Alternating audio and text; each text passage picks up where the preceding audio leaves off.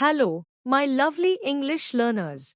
Welcome back to the Friendly English Podcast, the place where learning English feels easy, warm, and friendly. I'm Sophia, your English coach and friend. Today, we are talking about something that scares many learners, English grammar. But don't worry. In this episode, you'll see that grammar is not a monster. It's actually your friend. It helps you speak and write clearly.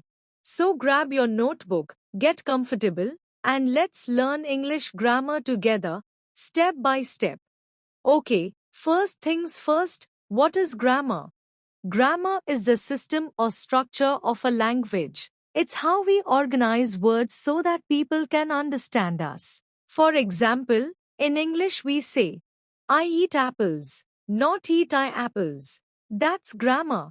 It tells us the correct order of words. Some people think grammar is full of boring rules, but I like to think of it as a recipe.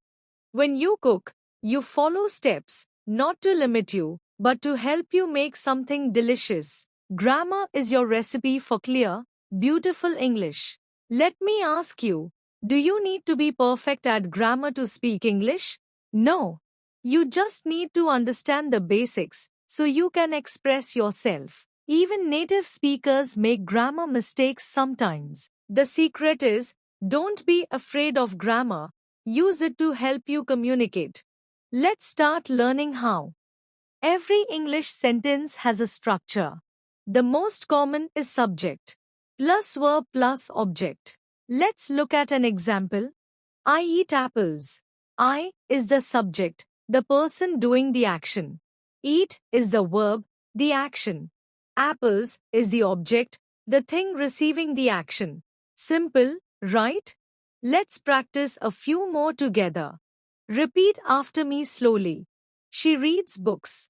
They play football. We watch movies. See? You're already building correct sentences with grammar. Now, here's something important. Word order in English matters. If you change the order, the meaning changes. For example, Tom loves Mary. But if you say Mary loves Tom, it means the opposite. So always keep the correct order. Subject verb. Object. Easy, right? Now let's go a little deeper. Grammar is also about time. We use tenses to show when something happens. Let's practice three important tenses: the present, past, and future. One present tense, things happening now. Examples. I study English every day. She works in a school. They play the guitar. Repeat after me. I study English every day. Great job. Two past tense, things that already happened. Examples. I studied English yesterday. She worked in a cafe. They played football last week. Did you hear the difference? The verbs changed, study became studied, work became worked. That's grammar in action. Repeat after me. I studied English yesterday. Perfect. Three future tense, things that will happen. Examples. I will study English tomorrow. She will travel next month. They will visit their grandparents.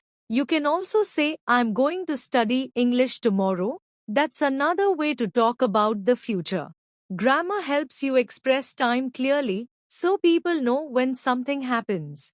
And here's a friendly tip. Don't try to memorize all tenses at once. Start with these three: present, past, and future. Once you're comfortable, move to more advanced ones later.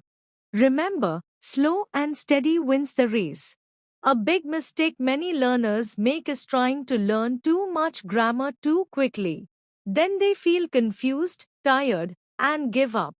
Don't do that. Focus on one small part each week. For example, this week, practice the present tense. Next week, learn articles, then move on to prepositions, one step at a time. Small steps lead to big results. How can you practice grammar without getting bored?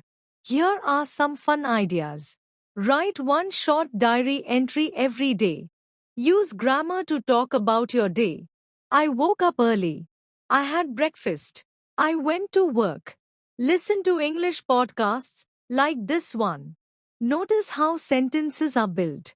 Read English subtitles while watching movies. Try to copy the sentence patterns you hear. Speak aloud. Talk to yourself in English. Describe what you see. I am sitting in my room. I'm listening to a podcast. I'm learning grammar. The more you use grammar, the more natural it becomes. Let's quickly review what we learned today. 1. Grammar helps us organize words to make meaning. 2. The basic structure is subject plus verb plus object. 3. Use tenses to show time, present, past, and future. 4. Focus on one topic at a time. 5. Make grammar part of your daily life. Now, repeat this with me. Grammar helps me communicate clearly. Grammar is my friend. Grammar makes my English stronger. Perfect. I know learning grammar can feel difficult sometimes, but remember, every English speaker, even natives, once learned it step by step. Don't compare your beginning to someone else's middle. Celebrate your small progress every day. Every time you listen, write, or repeat, you're getting better. You are building your confidence, your vocabulary, and your future. You're not alone on this journey. I'm here with you, every episode, every word, every lesson. If you enjoyed today's episode, please subscribe to the Friendly English Podcast. Leave a comment and tell me which grammar topic you want next. And remember, you don't need perfect English. You just need brave English. See you in the next episode. Bye for now and keep shining with your English.